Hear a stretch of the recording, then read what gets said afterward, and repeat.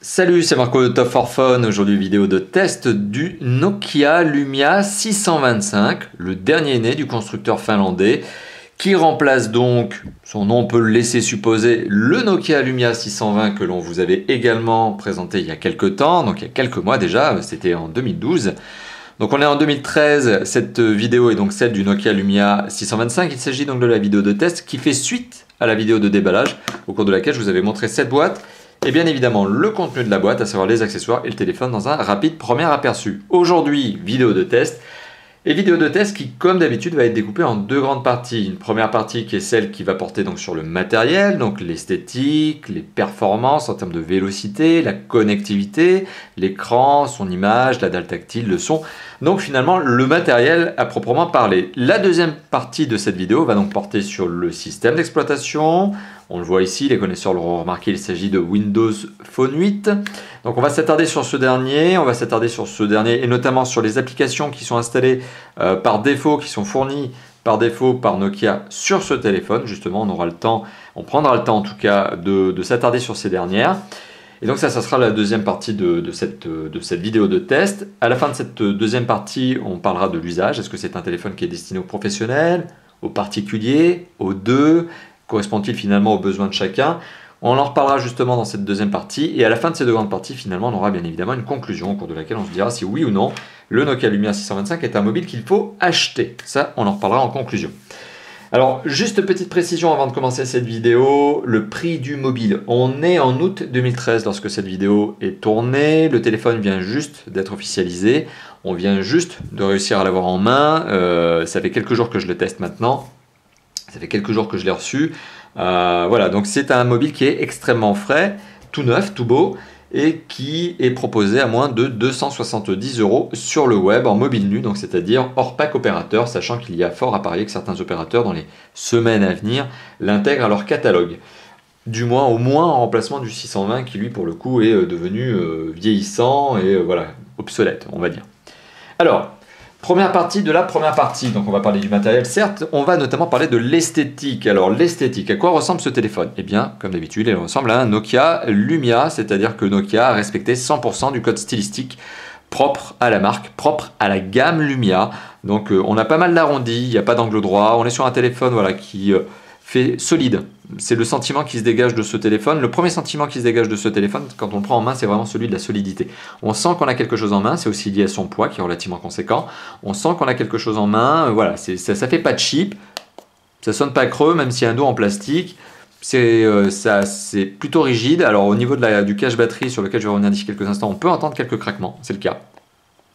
Mais globalement, le résultat est plutôt satisfaisant. Alors, si on fait le tour du propriétaire et que l'on regarde ce téléphone sous tous les angles. Alors, sur sa face avant, on retrouve un écran de 4,7 pouces. C'est là notamment l'une des principales modifications, enfin en tout cas évolution par rapport à la génération précédente qui était le 620, qui avait un écran de 3,8 pouces.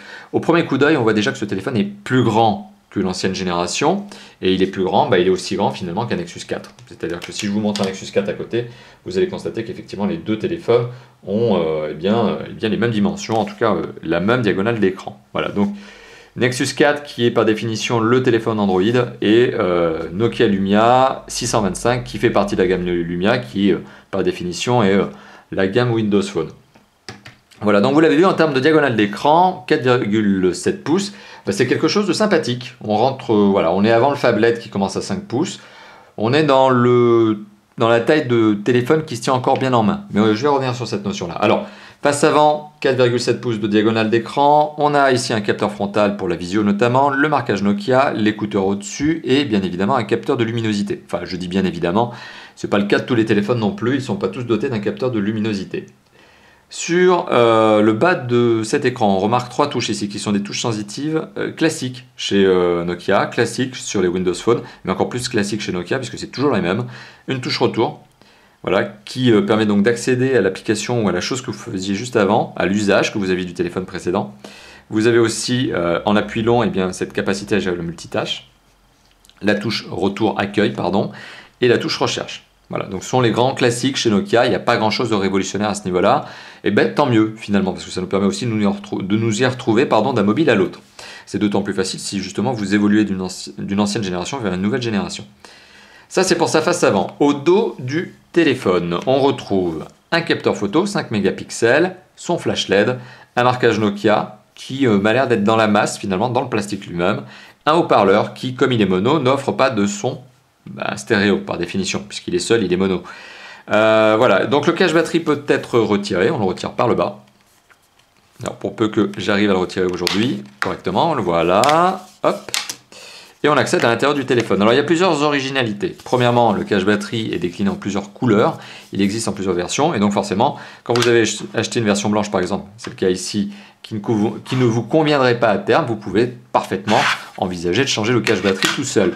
Donc ça, c'est déjà un bon point. Le cache-batterie peut être retiré et bien évidemment, vous pouvez le changer, sachant qu'il y a une large palette de couleurs disponible chez Nokia.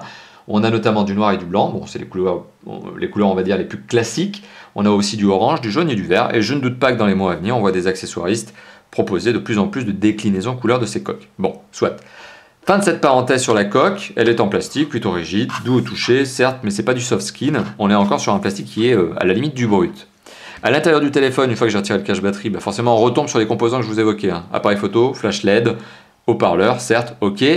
Emplacement ici pour la carte SIM format micro, emplacement pour la micro SD qui se trouve juste en dessous, donc les deux emplacements sont l'un sur l'autre. Particularité de ce téléphone, grosse originalité mais qui n'est pas forcément positive, c'est d'ailleurs le seul point faible que j'ai trouvé à ce téléphone, je vous le dis tout de suite, c'est sa batterie.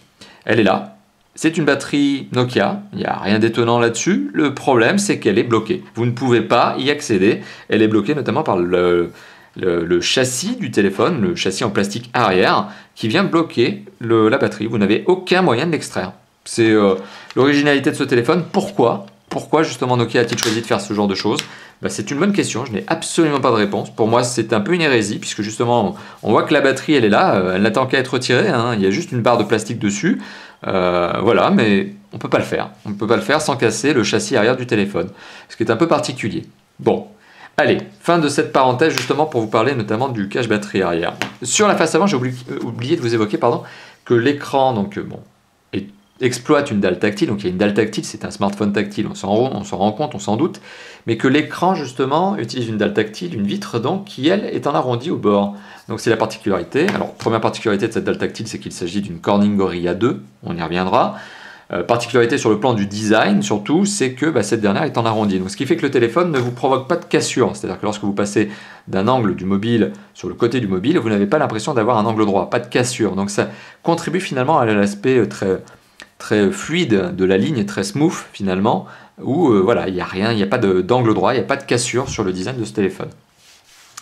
Sur le côté gauche du mobile, que retrouve-t-on?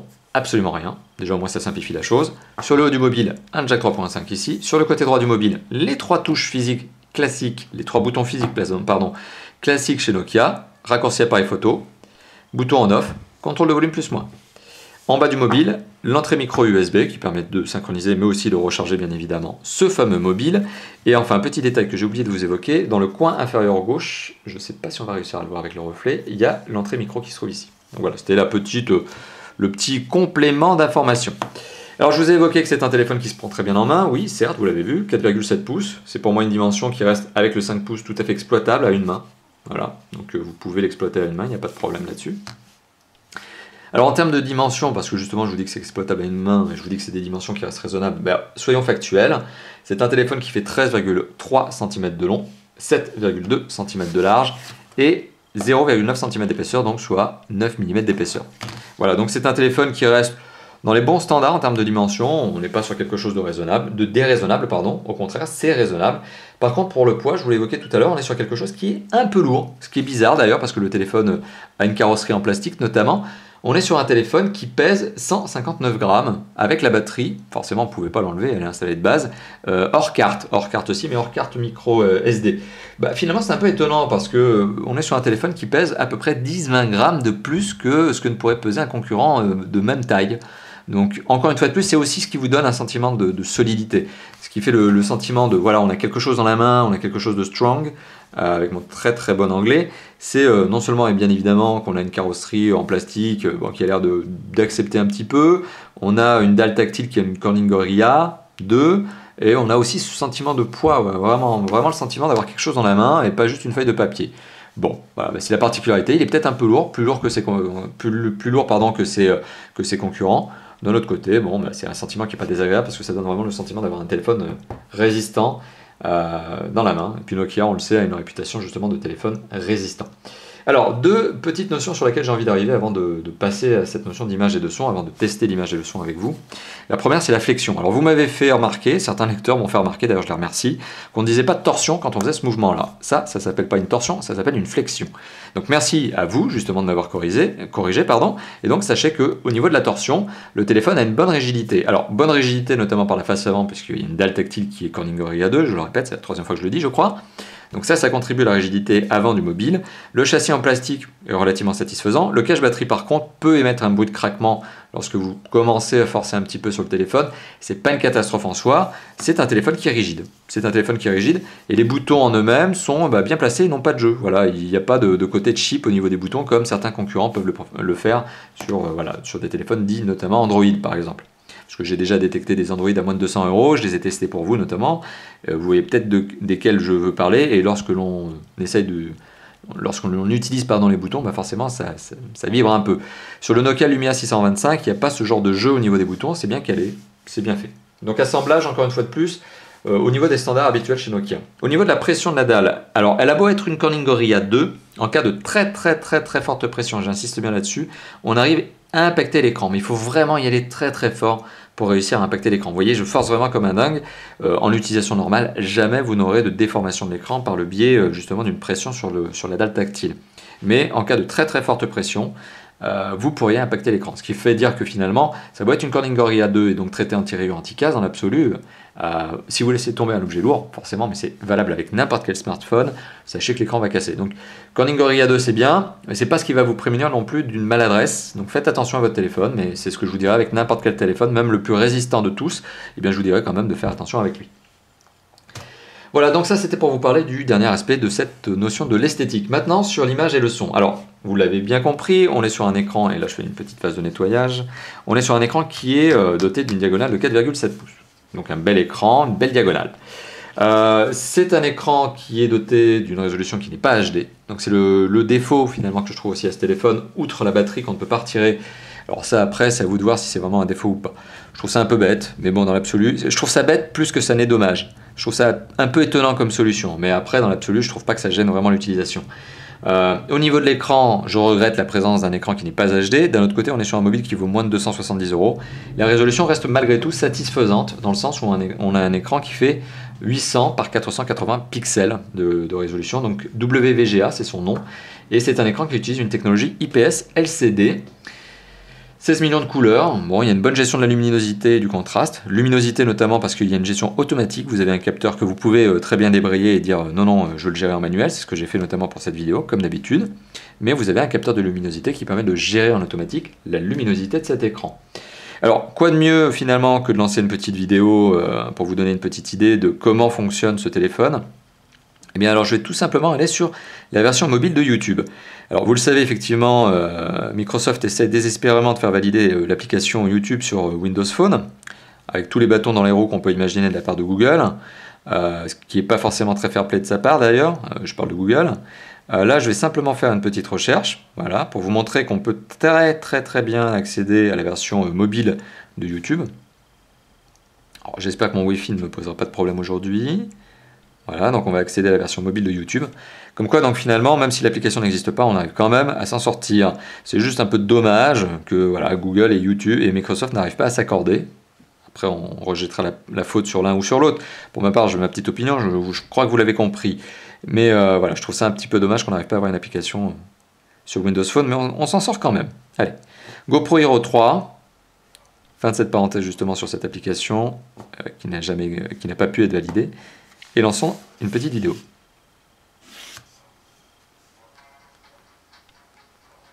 Ça va aussi me permettre de vous faire écouter la qualité du son procuré par le haut-parleur. Donc côté son procuré par le haut-parleur, mais je vais y revenir, on est sur quelque chose de satisfaisant, même si le son est étouffé lorsque vous posez le téléphone sur une table. Côté image, on est sur quelque chose de correct. Pas HD, oui, j'enfonce le clou, oui, je suis un fan de HD, oui, j'aime bien mon Nexus 4 par exemple qui a un écran HD. C'est cool, c'est mon téléphone perso, vous le savez. Par contre, en téléphone autre, ben, voilà, ce fameux Nokia Lumia 625, il est sympa. Alors, en densité de pixels, je vous ai dit, il était en dessous des 300 ppp. Je vous ai pas dit de combien, hein. Il est à 201 ppp, 201 pixels par pouce. Donc en anglais, ça s'appelle des ppi, pixels per inch, ppi, donc forcément. Bon, on est sur quelque chose de convenable malgré tout. On arrive à lire parfaitement les informations à l'écran. Si je fais une petite recherche, notamment sur Top for Phone, allez, hop, soyons fous. Un site qui propose des tests sympathiques, hein, comme vous le savez. Hop, c'est pas moi qui le lis, hein, c'est vous. J'ai rien dit. Je suis impartial. Alors, je lance une petite page. Alors, ça me permet aussi de vous montrer le navigateur. Bon, ça me permet aussi de vous montrer que j'ai boulettisé, j'ai publié aujourd'hui l'article du Nokia Lumia 625 que je suis en train de tester avec vous, parce que vous vous en doutez, hein, je l'ai déjà testé avant de vous le présenter, forcément. Et j'ai déjà préparé l'article et je l'ai publié. J'ai publié sans mettre les images. Bon, c'est un peu la loose, mais voilà. Bon, sachez qu'effectivement, on arrive à lire le texte. Bon, là, je crois que j'ai un peu boulettisé sur mon template. Je vais en prendre un autre, un petit peu plus propre. Prenons celui-là. Voilà. Donc, on arrive quand même à lire convenablement le texte. Bah, je vous parlais du Nexus 4, bah, il est là. Voilà, donc les templates sont bien gérés, la luminosité est bonne, la lecture est bonne, la netteté est suffisamment correcte pour lire du texte. Donc on peut très bien imaginer utiliser ce téléphone en tant que reader, que ce soit d'un livre électronique ou que ce soit tout simplement de ses propres emails ou de pages web informatives, etc. Donc oui, on arrive à lire du texte sans aucun souci sur ce téléphone, même si la densité n'est pas de 300 ppp, mais seulement, entre guillemets, de 201 ppp. Donc ça, c'était pour l'écran. La dalle tactile, sur laquelle j'ai vraiment envie d'insister. La dalle tactile est une dalle déjà, premièrement, qui est capacitive. C'est la meilleure des technologies grand public, mais de toute façon, aujourd'hui, en 2013, on ne voit plus l'ancienne techno qui s'appelle la résistive. Donc bon, il n'y a plus vraiment de problème. C'est une dalle qui marche très bien, elle est réactive, elle n'a pas montré de latence dans mon utilisation, ça marche nickel. Ça, c'est le premier point. Elle utilise une vitre qui est une Corning Gorilla, comme je vous l'ai indiqué, qui est une Corning Gorilla 2, donc traitée anti-rayures, anti-casse dans une certaine mesure. Elle est bien traitée dans le sens où, en termes de design, elle a été arrondie sur les bords, donc c'est vraiment étudié, c'est vraiment agréable à utiliser. C'est une vitre qui marche bien, et comme elle est super sensitive, vous pouvez l'utiliser avec un gant. Voilà. Donc, une bonne dalle. Une bonne dalle tactile. L'utilisation du gant sur une dalle super sensitive, je ne vais pas vous la refaire ici, je l'ai déjà faite par le passé. Bon, ça marche avec un gant, même un gant de moto, et vous savez que je suis motard, et c'est de cette manière-là que justement, d'habitude, je teste les écrans super sensitifs. Pour le son de ce téléphone, alors il est véhiculé par trois vecteurs, par trois moyens, pardon, par trois composants. Il y a bien évidemment le son du haut-parleur que je vous ai fait écouter, légèrement étouffé lorsque vous posez le téléphone sur la table, mais d'un autre côté, le son est bon. Il y a aussi le son procuré par l'écouteur, assez difficile à vous retranscrire ici forcément dans une vidéo. Sachez simplement qu'en conversation, vous entendez parfaitement votre interlocuteur, pour peu que vous et lui ayez une bonne accroche réseau. Ça va de soi, je crois. Je n'ai pas besoin d'enfoncer cette porte-là, elle est suffisamment ouverte. Il y a un autre aspect aussi qui est important, bien sûr, c'est le jack 3.5 qui offre un son tout à fait normal, convenable, fidèle autant que possible, autant que faire se peut au titre MP3 que vous écoutez. Donc c'est un jack 3.5 tout à fait classique. Je n'ai pas grand chose à dire. Donc sur la notion d'image, sympathique ça va. Sur la notion de son, pas grand chose à dire non plus. Vous pouvez très bien écouter vos MP3. Que ce soit un haut-parleur, même si ce n'est pas la manière, je pense, la plus classique d'écouter sa musique, ou que ce soit notamment avec le jack 3.5. La musique notamment qui est un service très intéressant proposé par Nokia. Il faut savoir que Nokia dispose d'un service qui s'appelle Nokia Music, sur lequel je vais revenir probablement tout à l'heure lorsque je parlerai du système d'exploitation et des applications natives. Et c'est un système qui, notamment, l'application Nokia Music, vous permet d'accéder à de la musique gratuite. Donc pour peu que mon Wi-Fi marche correctement aujourd'hui, j'ai pas l'impression que ce soit le cas. Donc est-ce que c'est finalement le fait de la vidéo que d'avoir un Wi-Fi pourri qui ne comprend pas ce que je lui demande? C'est possible. Ouais, j'ai l'impression que le téléphone galère un petit peu avec mon Wi-Fi.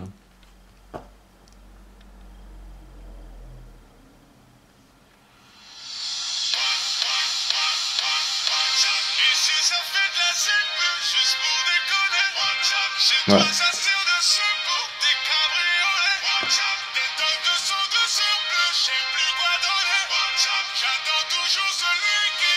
Ok, donc vous l'avez compris, oui, on a un service de musique, je reviendrai là-dessus tout à l'heure, comme parmi d'autres applications, sur d'autres applications, si je vais revenir, c'est ce que je veux dire, pardon. On est sur un service qui nous a permis de tester le son, bon, sympa. Allez, Fin de cette parenthèse sur notamment l'image, le son et la dalle tactile. Passons notamment maintenant aux performances. Alors ce téléphone est un Windows Phone 8. Donc par définition, un Windows Phone 8, là aussi je vais me permettre de me répéter par rapport aux autres tests, mais vous commencez peut-être à me connaître. Un Windows Phone 8, ça marche très bien, quelles que soient les ressources du téléphone. Tout simplement parce que c'est un système qui n'est pas très gourmand, donc il laisse un maximum de ressources du mobile pour d'autres choses que le simple fait de faire fonctionner le système.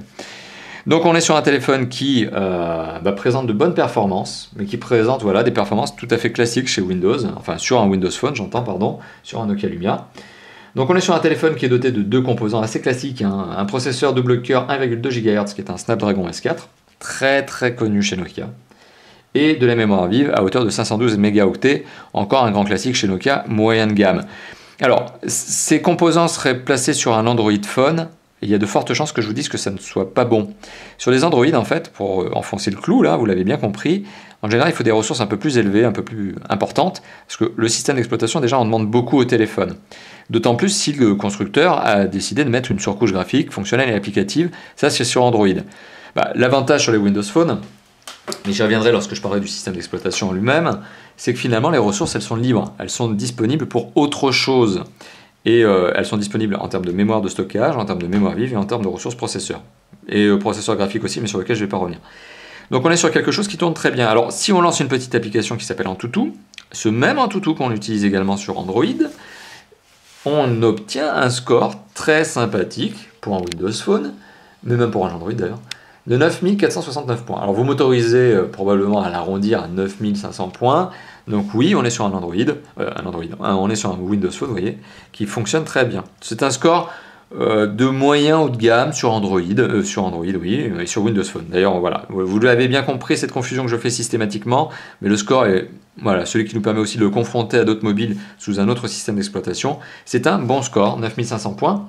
Tout ça me permet juste de vous dire qu'en termes de performance, ce mobile est capable de faire fonctionner absolument tout ce qui existe aujourd'hui sur le store, à tel point que c'est plutôt le store qui n'aura pas suffisamment d'applications et de jeux pour saturer le mobile. Il fait tout tourner et le store, on le sait aujourd'hui, de Windows Phone, même si ça s'améliore, est toujours à mon goût un peu insatisfaisant, notamment en matière de jeux vidéo. En matière de jeux vidéo, il n'y a pas grand-chose. Alors oui, il y a Modern Combat 4 qui a été lancé il n'y a pas très longtemps. On a Asphalt 7 pour vous dire qu'il a été un jeu 3D qui a longtemps été le plus gros jeu 3D qui était sur le Windows Phone Store. Donc voilà. Alors, hop.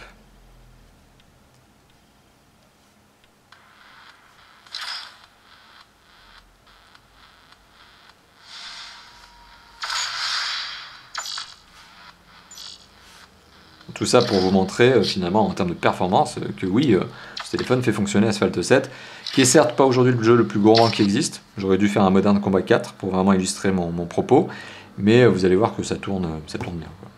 Pas de problème. Alors on va laisser le jeu faire ses temps de loading, ses temps de chargement. Et tout ça me permet justement de vous évoquer aussi la mémoire de stockage. Eh ben en fait non, vous voyez, ça a été plus rapide que ce que je pensais. Hop.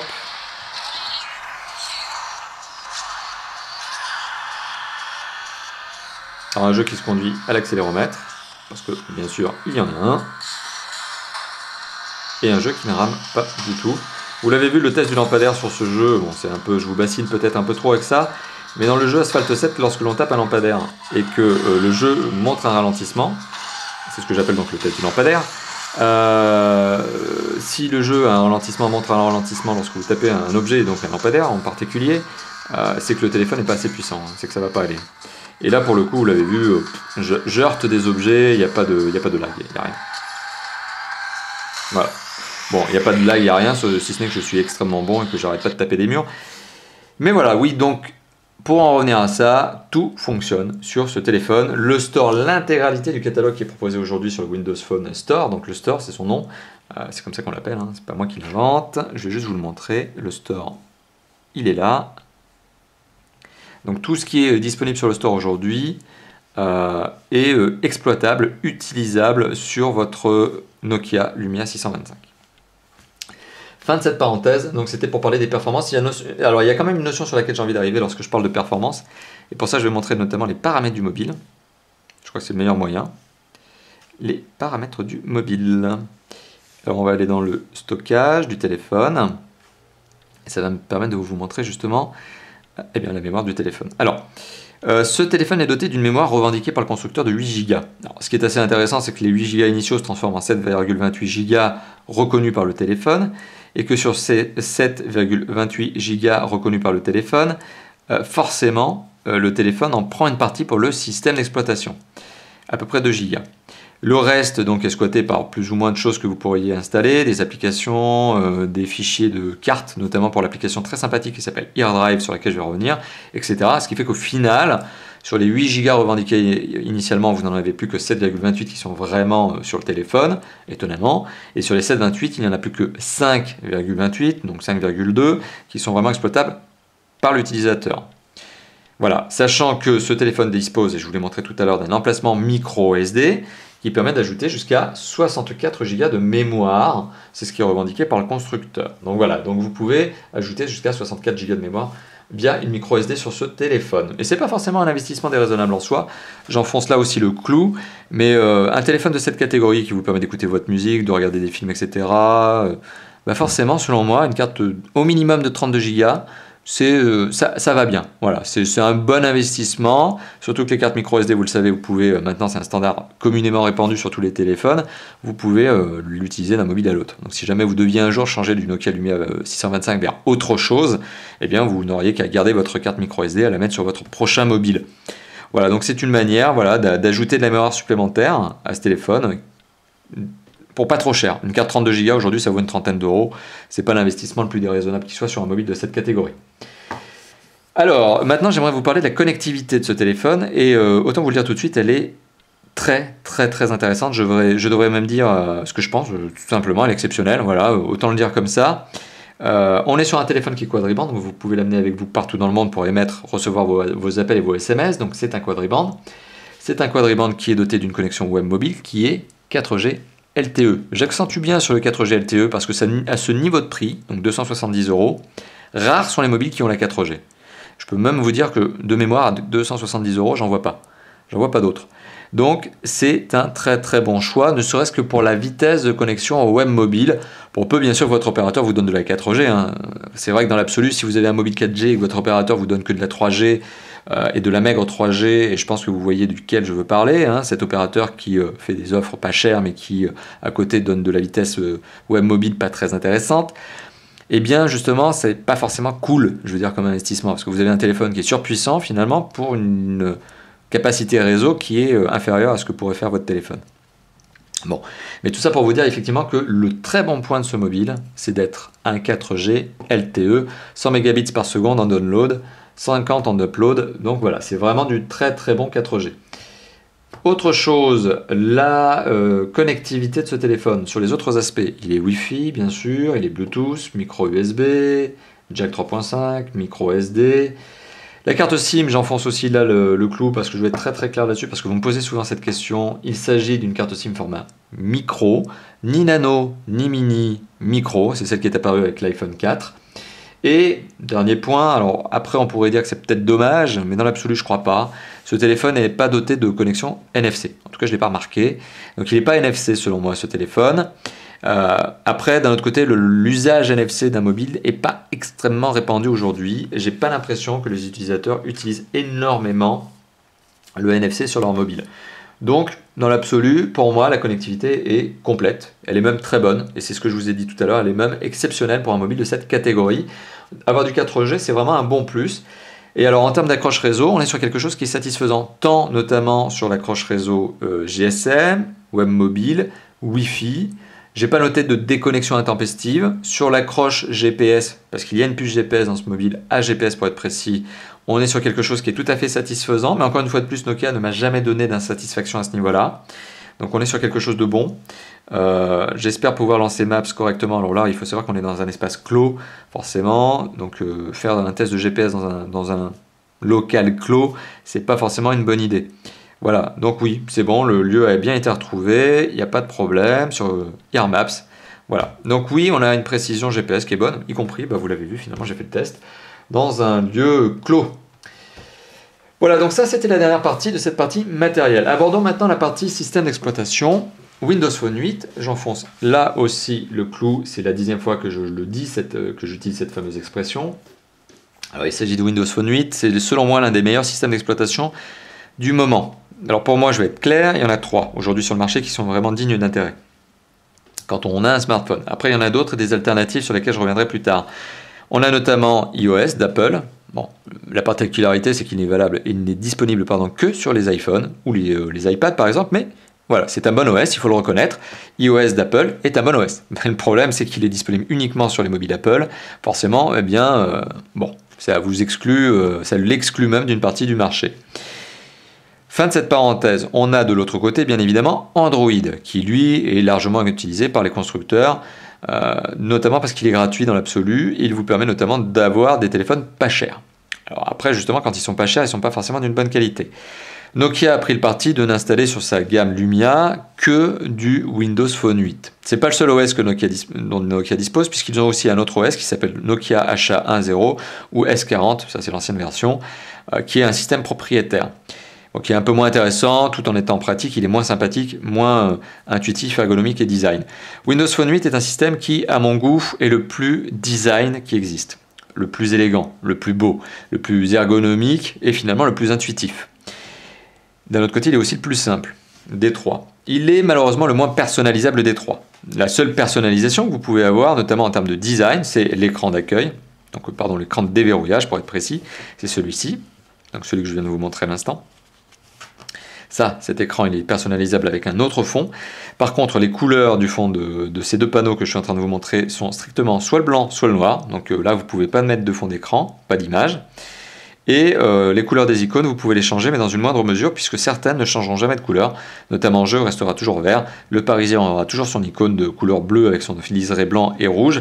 Mais les autres, par exemple, que vous voyez ici, qui sont en bleu un peu foncé, un peu marine, sont des icônes qui, elles, peuvent changer de couleur et qui passent donc par un paramètre de personnalisation. Dans le menu paramètres, on a thème, on peut changer thème et on peut le passer en couleur claire, donc clair c'est blanc, et on peut passer du bleu à rouge. Et là, si je reviens en arrière, hop, vous le voyez, j'ai changé les couleurs. C'est là le seul degré de personnalisation esthétique que vous puissiez accorder finalement à votre Windows Phone. Il y en a un autre, hein, je vais revenir là-dessus. Là, je vais juste revenir en fond noir parce que le blanc commence quand même à taper à l'œil au niveau de la caméra. Ça, c'est vous qui le voyez probablement. Hop, et je reviens sur la version de base. Ce que je veux dire également, c'est que ces icônes peuvent être redimensionnées. Il y a jusqu'à 3 tailles maximum. Et la particularité de ces icônes, c'est qu'elles sont personnalisables. Vous pouvez en ajouter d'autres, vous pouvez en supprimer d'autres. Ça vous donne un panneau d'accueil principal qui est scrollable à l'infini.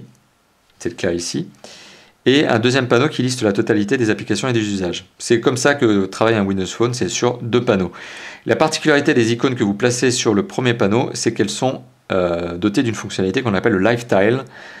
Donc ce sont des Live Tiles, des tuiles dynamiques, des tuiles dynamiques, qui vous permettent notamment sur l'application Le Parisien d'accéder à de l'information rafraîchie automatiquement. Vous voyez, l'application se met à jour toute seule, elle vous charge une image, elle vous charge un titre pour vous inciter notamment tout simplement à aller chercher l'actualité sur Le Parisien. L'application jeu, elle est aussi live, mais elle ne sert pas à grand chose, si ce n'est que vous voyez un petit bonhomme qui passe, qui est mon avatar tout simplement, sur Xbox. Bon, voilà, c'est une manière aussi de dynamiser un peu le panneau d'accueil, c'est une manière de le personnaliser dans une certaine mesure. Bon, vous avez bien compris ce que je voulais vous dire par là.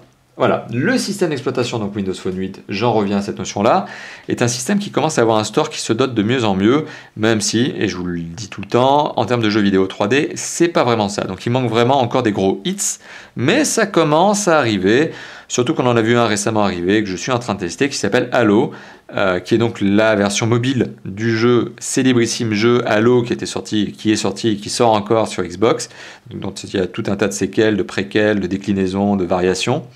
Donc le très bon jeu Halo que je connais très bien parce que j'y joue, je suis gamer sur Xbox 360 et je joue donc à Halo.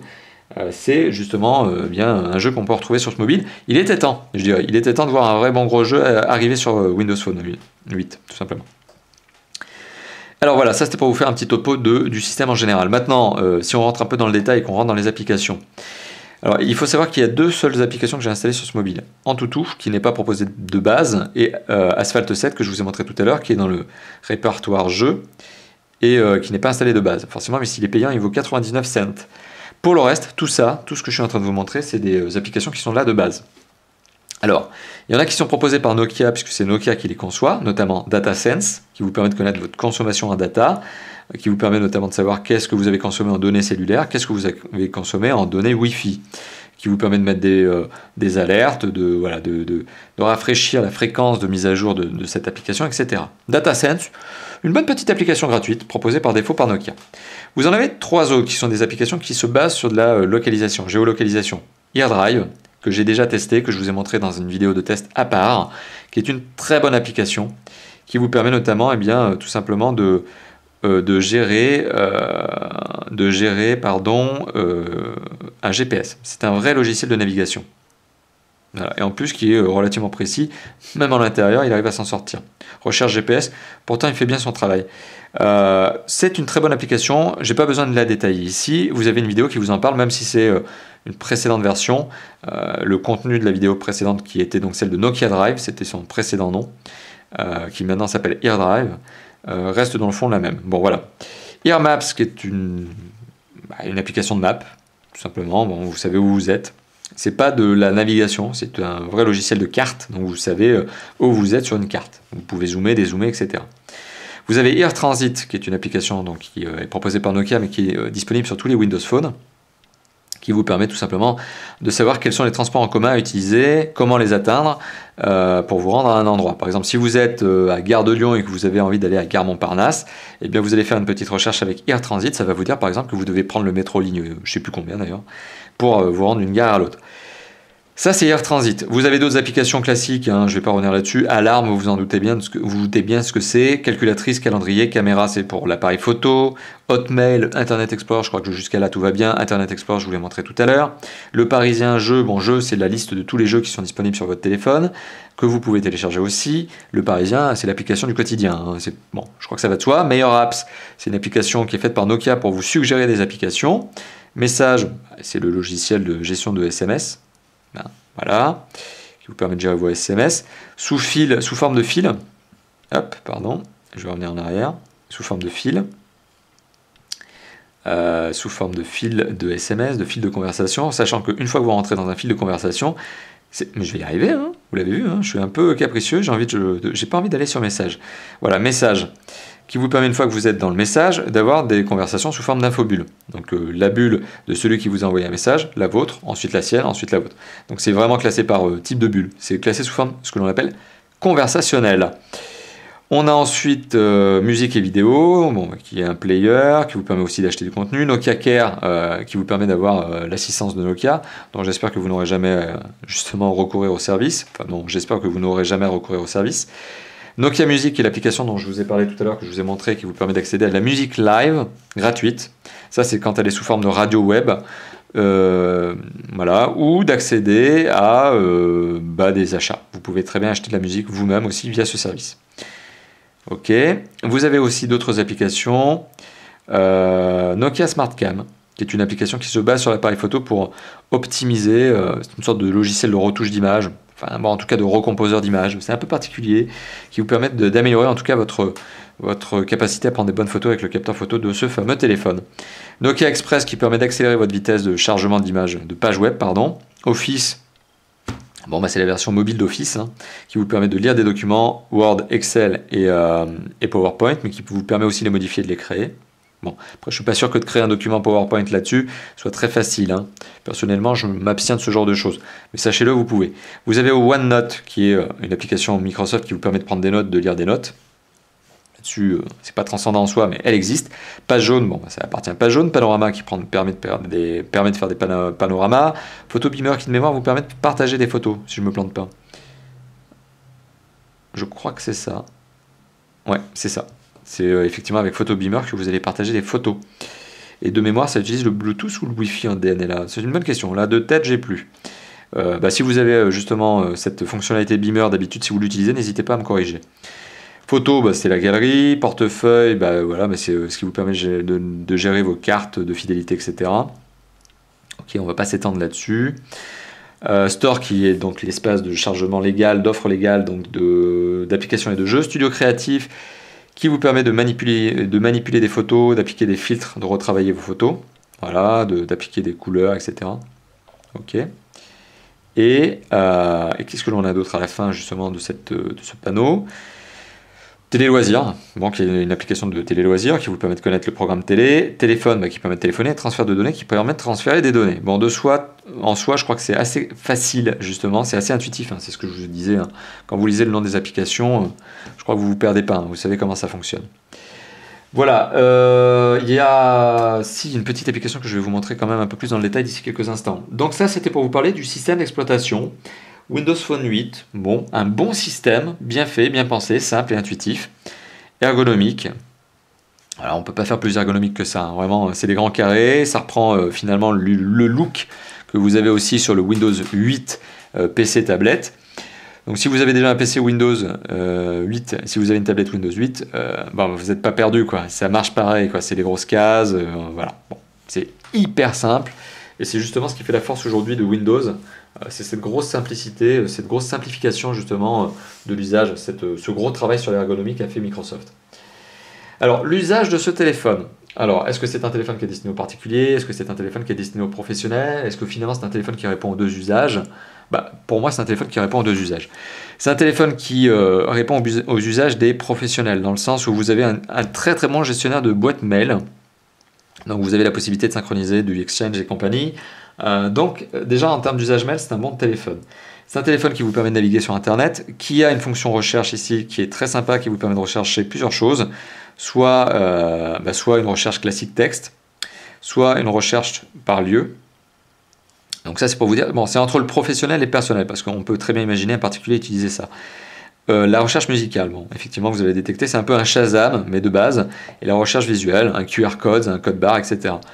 Donc c'est finalement un téléphone qui peut répondre aux besoins des professionnels, d'autant plus qu'il a une très bonne application, vraiment ce Nokia Drive, qui maintenant s'appelle AirDrive, est une application qui est juste exceptionnelle, d'autant plus qu'elle est fournie ici dans sa version mondiale. Donc vous pouvez télécharger sur votre mobile les cartes de la totalité de la France, les cartes d'ailleurs de la totalité de l'Union Européenne, les cartes de l'Afrique du Nord notamment, les cartes des États-Unis, les cartes du Canada, les cartes de l'Amérique du Sud. Enfin, je ne vais pas vous faire tous les blocs continentaux du monde, tous les pays. Il y a plus de 100 destinations, 100 pays qui sont couverts par Nokia Drive, AirDrive, et qui vous permettent de bénéficier de vrais logiciels de navigation GPS. C'est un vrai GPS mondial. Donc c'est la grosse force aussi de ce téléphone, c'est la force notamment plus largement de Nokia. C'est vraiment l'usage GPS du téléphone. Et donc voilà, ça correspond tout à fait à ce que attend finalement un professionnel. D'un autre côté, c'est aussi un téléphone qui est destiné aux particuliers, dans le sens où vous pouvez écouter de la musique. Vous avez une bonne application qui s'appelle Nokia Music. Peut lire des films, peut lire des vidéos, y compris sur YouTube. Hein, même s'il n'y a pas d'application, vous pouvez très bien passer sur la version mobile de YouTube. C'est tout à fait exploitable, je vous l'ai montré. Et c'est finalement un téléphone qui, pour l'usage personnel, ne manque que d'une chose, c'est de gros jeux vidéo, mais dans l'absolu, on a l'impression que ça commence à arriver. Notamment, je vous l'ai évoqué avec le jeu vidéo qui est Halo, qui s'appelle... Alors là, je vais faire ma petite recherche. Est-ce qu'on le voit ici par défaut? Voilà. Halo Spartan Assault. Ce jeu est indisponible, nous éprouvons des difficultés à nous connecter au store. Bon, preuve que mon Wi-Fi est vraiment en carafe totale. Bon, je ne vais pas insister là-dessus, ça vient encore de mon Wi-Fi. Voilà, donc pour finir cette parenthèse sur l'usage de ce téléphone, c'est un téléphone qui répond à tous les usages. Pro, perso. Il y a deux notions sur lesquelles j'ai envie d'enfoncer encore le clou. Je vais arrêter de dire cette expression, je vous promets. C'est un vrai tic de langage, qui sont notamment l'application, en tout cas l'usage que l'on peut avoir d'un téléphone sous l'appareil photo. Alors, je l'indique de nouveau, le téléphone qui est présentement devant vos yeux est un téléphone qui est doté d'un capteur de 5 mégapixels avec flash LED. Dans l'absolu, un 5 mégapixels, j'aurais tendance à dire ça va pas faire des belles photos. Si un constructeur met un 5 mégapixels dans son téléphone, c'est que l'usage photo est vraiment secondaire pour lui. Tant en matériel qu'en logiciel, ça va pas être terrible. Là, le problème, c'est que c'est le cas, ça marche bien. Le problème, c'est le contraire en fait. C'est que l'appareil photo a beau être un 5 mégapixels, je trouve que c'est pas mal. Vraiment, pour un capteur photo de 5 mégapixels sur un appareil moyen de gamme, c'est pas mal. Alors là, je viens d'utiliser la fonction raccourci, donc le bouton raccourci de l'appareil photo. Voilà, avant de prendre la photo, il y a un petit coup de flash pour détecter probablement la luminosité. L'autofocus se cale bien. La netteté de l'image est renforcée. On est vraiment sur un capteur photo qui fait bien son travail, qui est même une bonne surprise, parce que je m'attendais vraiment à quelque chose de pas bon, ou très passable. Et finalement, on est sur un capteur photo qui est bon.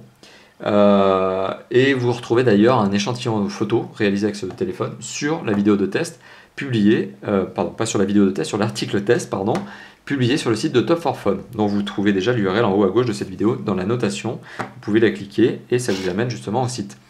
Donc vous aurez un échantillon photo réalisé avec ce téléphone sur le site de Top 4 Phone. Voilà. Et alors l'usage photo de ce téléphone, c'est aussi une force de Nokia, hein. Nokia, les forces de Nokia, je le rappelle, c'est le GPS d'un côté, je vous l'ai évoqué tout à l'heure, c'est le design, c'est la solidité, etc. C'est la qualité de fabrication. Une autre force, c'est l'appareil photo et les applications photo. Et notamment, on a des applications qui sont sympas, qui s'appellent notamment SmartCam, qui vous permet de prendre une photo, une rafale en fait de photos, et qui vous permet, voilà, vous l'avez vu, de gérer ensuite la photo la meilleure. En tout cas, le téléphone va vous dire quelle est la photo qu'il estime étant la meilleure. Vous voyez, j'ai fait bouger la voiture, il a pris plusieurs photos, et il va le détecter que cette photo qu'il a est la plus nette de toutes finalement. Voilà, après il va dire mise au point sur... Il y a tout un tas de filtres sur SmartCam, qui vous permettent d'optimiser. Retoucher les images, c'est sûr que sur une photo où il n'y a pas d'image, pas de visage, pardon, retoucher un visage, c'est sûr que ça va pas être très facile. Mais voilà, vous pouvez vous amuser à faire quelques petits effets, travailler un peu votre photo. Ça c'est SmartCam, très bonne application proposée par Nokia, uniquement disponible sur les Nokia Lumia. Et vous avez aussi une autre application qui s'appelle donc Nokia SmartCam, donc ça c'est ce que je vous ai montré. Et il y a cette autre application qui s'appelle notamment Studio Créatif, qui vous permet de retoucher un petit peu les photos comme je vous l'ai montré tout à l'heure. Bon. Voilà, donc ça vous permet notamment de mettre un fond bleu-vert, de retravailler un petit peu les photos. Ok, vous l'avez compris. Voilà, donc c'est l'usage d'appareil photo de ce téléphone est bon, supérieur en qualité à ce que j'estimais pouvoir attendre d'un 5 mégapixels, donc on est sur quelque chose qui n'est pas mauvais. Et l'autre usage finalement, l'autre point sur lequel j'aimerais accentuer cette vidéo lorsque l'on parle notamment d'un téléphone, c'est l'autonomie, c'est ça qui est intéressant. Alors je ne vais pas revenir sur le fait que la batterie ne peut pas être enlevée, ça c'est un peu dommage, mais bon je vais pas m'étendre là-dessus. Je vais simplement vous dire que l'autonomie de ce téléphone, donc elle est liée à une batterie de 2000 mAh, et que finalement on arrive assez facilement à dépasser la journée d'autonomie avec ce téléphone à une seule condition, c'est que vous abusiez pas de ces fameuses lifetiles. Si vous mettez des lifetiles dans tous les sens, notamment une que j'avais l'habitude d'utiliser sur mon propre téléphone perso qui était un Nokia Lumia 920, j'avais l'usage notamment d'une tile qui était une tile de l'application MyVTraffic qui permet de connaître l'infotrafic dans votre coin, et ça me bouffait la batterie comme pas possible. Donc ce que je veux vous dire, c'est que si vous abusez pas finalement de tout ce qui est animation d'écran, si vous n'êtes pas tout le temps en train d'allumer votre écran, c'est un téléphone qui tient parfaitement la journée, qui arrive même à 1,5 jours, 1 jour et demi donc, d'autonomie. Ce qui n'est pas mauvais, ce qui est finalement dans les standards du marché, on est sur quelque chose de classique en autonomie.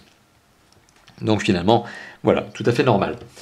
Voilà, alors c'était la fin de la deuxième grande partie de cette vidéo, donc celle liée au système d'exploitation et à l'usage même du mobile. Maintenant, il est temps de faire la conclusion de cette vidéo, la conclusion de ce test, et de vous dire ce que j'en pense. Qu'est-ce que je pense de ce fameux Nokia Lumia 625? La vidéo dure depuis maintenant près de 50 minutes, je crois qu'il est temps d'y arriver.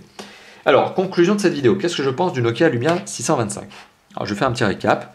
Sur le design, que du très bon. On est chez Nokia, donc si on aime les Nokia, donc avec un design plutôt arrondi, avec une vraie sensation de solidité, avec de bonnes dimensions en prise en main et autres, tout en arrondi donc, on est satisfait. Donc c'est le design Nokia de base, celui qui est commun à tous les Nokia Lumia, et on ne peut être, si vous aimez les designs Nokia, que satisfait par ce design.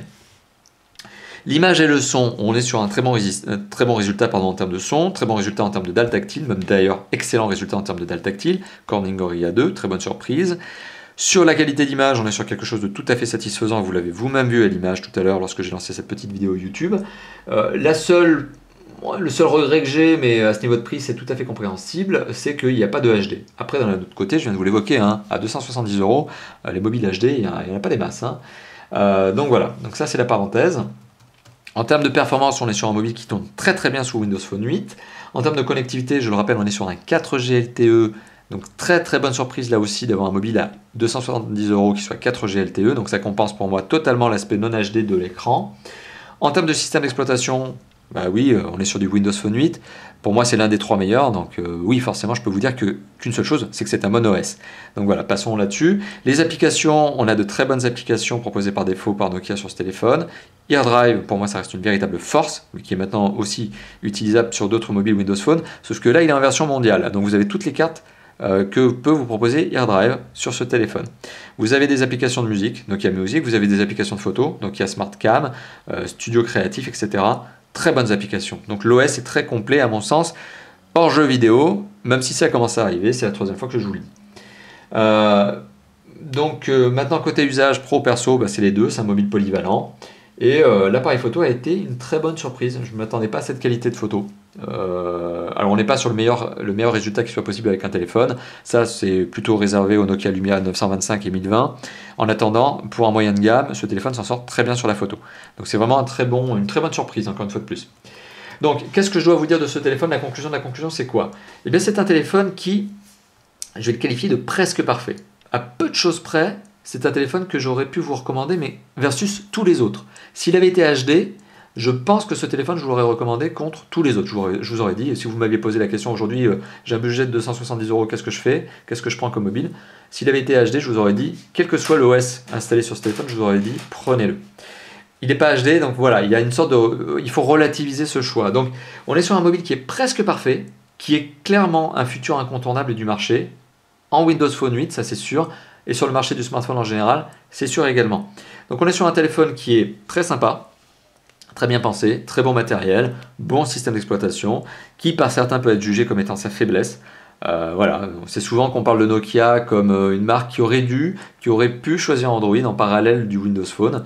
Bon, ce qui fait la spécificité de Nokia, l'originalité, c'est que les Nokia Lumia, les haut de gamme et les moyens de gamme ne sont dotés que de Windows Phone. Bon, voilà, mais pour moi, j'insiste vraiment sur cette notion-là. C'est un téléphone qui est à la limite du parfait. À ce niveau de prix, c'est vraiment à la limite du parfait. Un 4G LTE à ce niveau de prix, c'est vraiment exceptionnel.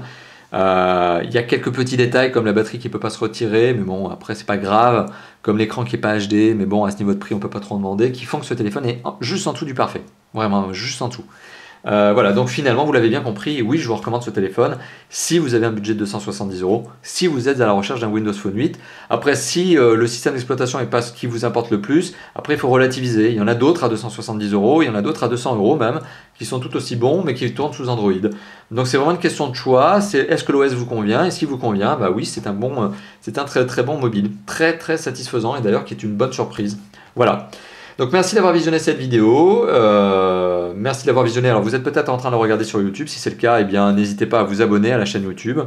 N'hésitez pas également à mettre votre pouce vert et à commenter sur YouTube. Vous êtes peut-être en train de la regarder notamment sur notre site, Top 4 Phone, je le rappelle. Si c'est le cas, bah, n'hésitez pas à commenter sur le site en lui-même directement. Enfin, n'hésitez pas aussi à nous rejoindre sur 3 autres supports. Notre forum, notamment cette fameuse section qui s'appelle « Quel téléphone choisir ?» Donc si vous hésitez sur un mobile, pourquoi pas le Nokia Lumia 625 et un autre, eh bien postez votre question sur la section « Quel téléphone choisir ?»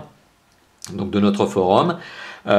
Également, n'hésitez pas aussi à passer sur notre Facebook et notre Twitter.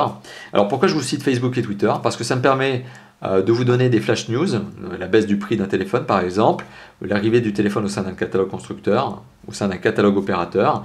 Ça me permet aussi de vous donner mon planning de test. Il faut savoir que c'est sur Facebook que je vous dis quels sont les téléphones que je suis en train de tester et les prochains que je vais tester. Et c'est aussi là d'ailleurs que vous pouvez me proposer éventuellement, si vous le voulez, de prochains tests, d'autres mobiles à tester que je n'aurais pas encore testé déjà. Voilà, donc merci d'avoir visionné cette vidéo. N'hésitez pas à mettre les pouces verts, les likes, tout ce que vous voulez, ça me fera plaisir. N'hésitez pas à commenter. Et puis je vous dis à bientôt donc pour une prochaine vidéo de test sur une autre marque, sur un autre mobile. Voilà, merci d'avoir visionné cette vidéo encore. À bientôt. Ciao, ciao.